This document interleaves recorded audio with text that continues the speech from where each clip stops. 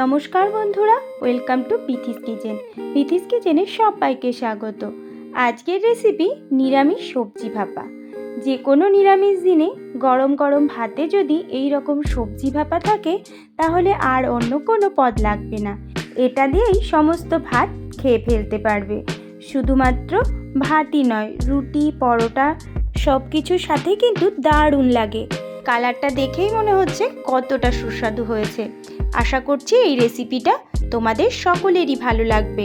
তাহলে চলো ঝটপট দেখে নেওয়া যাক আমি কিভাবে এই রেসিপিটা তৈরি করি। সবাইকে অনুরোধ করব রেসিপিটা পুরোটা দেখার জন্য। সবজি ভাপা বানানোর জন্য প্রথমেই আমি মশলাটা রেডি করে নেব। তার জন্য একটা মিক্সিং জারের মধ্যে নিয়ে নিচ্ছি সর্ষে। এখানে আমি দুই রকমের সর্ষে নিয়েছি, হলুদ সর্ষে আর কালো সর্ষে। তোমরা চাইলে যে কোনো একটার ব্যবহার করতে পারো। তারপরে নিয়ে নিলাম 2 টেবিল চামচ পোস্ত। সর্ষে আর পোস্তটা আমি 2 টেবিল চামচ করে নিয়েছি। এবার শুকনো অবস্থাতেই এইগুলো আমি একটু গুঁড়ো করে নেব। যেহেতু সর্ষে আর পোস্তর পরিমাণটা এখানে কম আছে, তাই শুকনো অবস্থায় গুঁড়ো করে নেব। গুঁড়ো করে নেওয়া হয়ে গেছে। এবার আমি ওর মধ্যে দিয়ে দিলাম 2টো কাঁচা লঙ্কা আর দিচ্ছি সামান্য একটু জল। এবার একটা মিহি পেস্ট তৈরি করে নেব।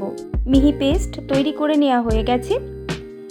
কতটা সুন্দরভাবে পেস্ট হয়ে গেছে। এরকম যদি শুকনো অবস্থায় গুঁড়ো করে নেওয়া হয় তাহলে সুন্দর একটা পেস্ট তৈরি হয়।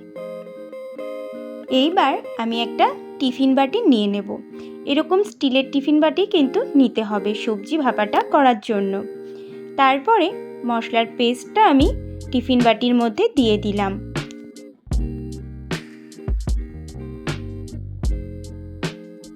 এইবার মশলার বাটি ধোয়া সামান্য একটু জল আমি দিয়ে দেব।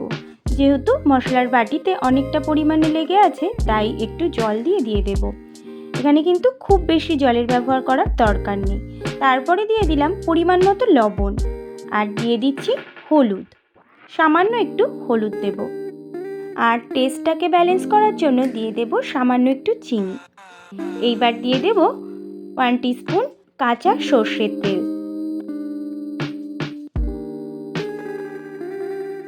এইবার সমস্ত কিছু একটা চামচের সাহায্যে আমি মিশিয়ে নেব।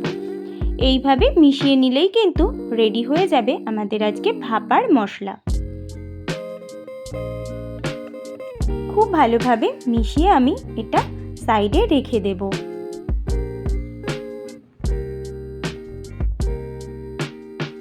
এইবার সবজি ভাপার জন্য যে মূল উপকরণটা লাগবে সেটা হলো বেগুন। এখানে আমি 2টো বেগুন নিয়েছি। বেগুনগুলো এবার আমি কেটে নেব। আমার রেসিপিগুলো যদি তোমাদের ভালো লাগে তাহলে অবশ্যই একটা কমেন্ট করে জানাবে তোমাদের কেমন লাগছে। দেখো, বেগুনগুলো আমি খুব বেশি পাতলা করব না, আবার খুব বেশি মোটাও করব না। ঠিক এরকম সাইজ করে কিন্তু আমি বেগুনগুলো কেটে নেব। কোনো বন্ধু যদি আমার চ্যানেলে নতুন হয়ে থাকো তাহলে চ্যানেলটা সাবস্ক্রাইব করে নিয়ে পাশে থাকার অনুরোধ করব। দেখো, দেখতে দেখতে আমার বেগুনগুলো কিন্তু কাটা হয়ে গেছে। এইবার একটা পাত্রের মধ্যে জল নিয়ে বেগুনগুলো আমি ধুয়ে নেব। কাটার আগে কিন্তু আমি বেগুন ধুয়ে নিয়েছিলাম, পরেও আবার একটু ধুয়ে নেব। তারপরে আমি একটা বড় সাইজের টমেটো লম্বা লম্বা করে কেটে নিচ্ছি। টমেটোটা কেটে নেওয়া হয়ে গেছে। এবার বেগুনগুলো জল থেকে তুলে নিয়ে আমি বেগুনের মধ্যে লবণ আর হলুদ মাখিয়ে নেব।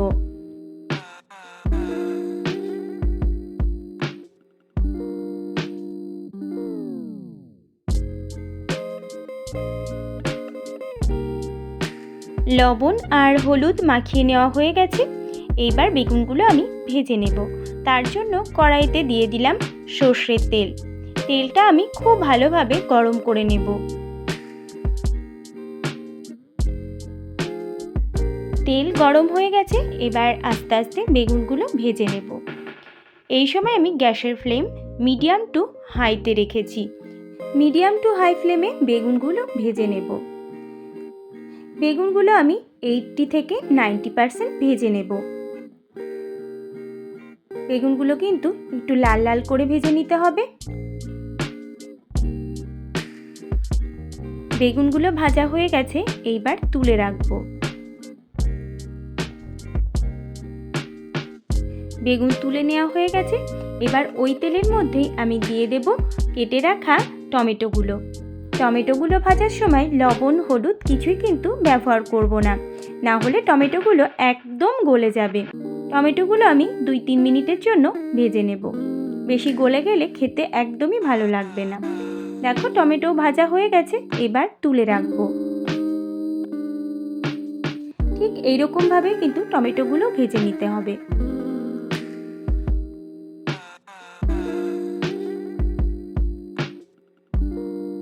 সব কিছু আমার ভেজে নেওয়া হয়ে গেছে। এইবার আমি নিয়ে নিয়েছি টিফিন বাটিটা, যেটার মধ্যে আমি মশলাটা রেডি করে রেখেছিলাম।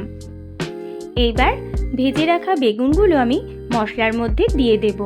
যারা এখনও পর্যন্ত আমার রেসিপিটা দেখছো তাদেরকে অনুরোধ করব পুরোটা দেখার জন্য। এরকমভাবে সবজি ভাপা করলে এর টেস্ট কিন্তু অসাধারণ হয়। দেখো বেগুনগুলো আমি সব এক এক করে দিয়ে দিচ্ছি। তারপরেই আমি দিয়ে দেব ভেজে রাখা টমেটোগুলো। এইবার টমেটো আর বেগুন মশলার সাথে আলতো হাতে খুব ভালোভাবে মিশিয়ে নেব, যাতে করে বেগুন আর টমেটোর মধ্যে মশলাটা পুরোপুরিভাবে মিশে যায়।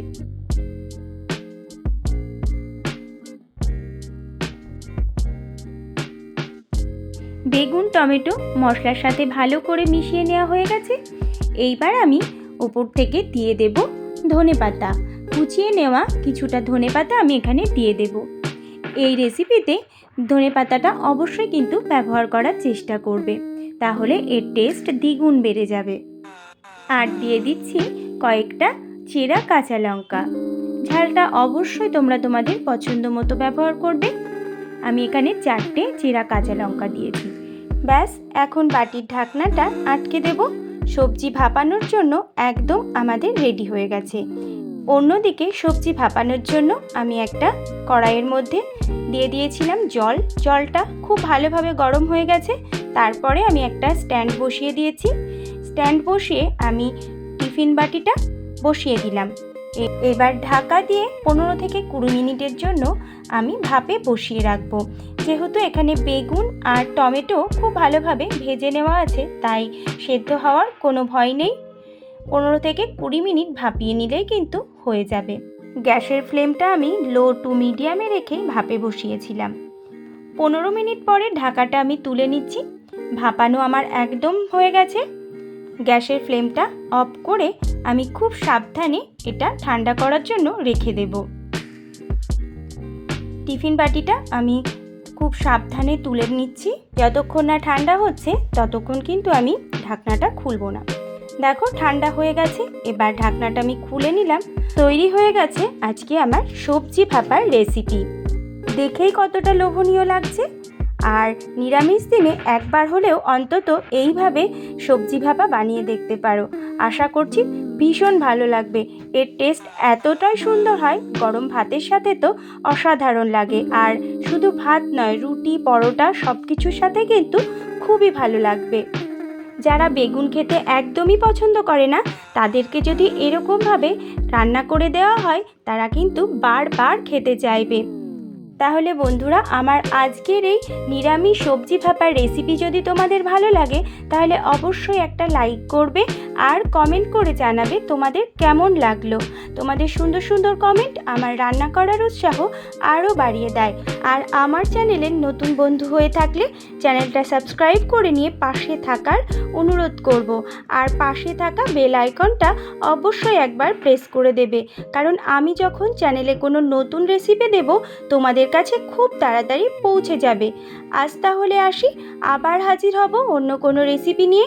ভালো থাকবে, সুস্থ থাকবে। আর আমার রেসিপিটা আমার সাথে থেকে পুরোটা দেখার জন্য সবাইকে অসংখ্য ধন্যবাদ।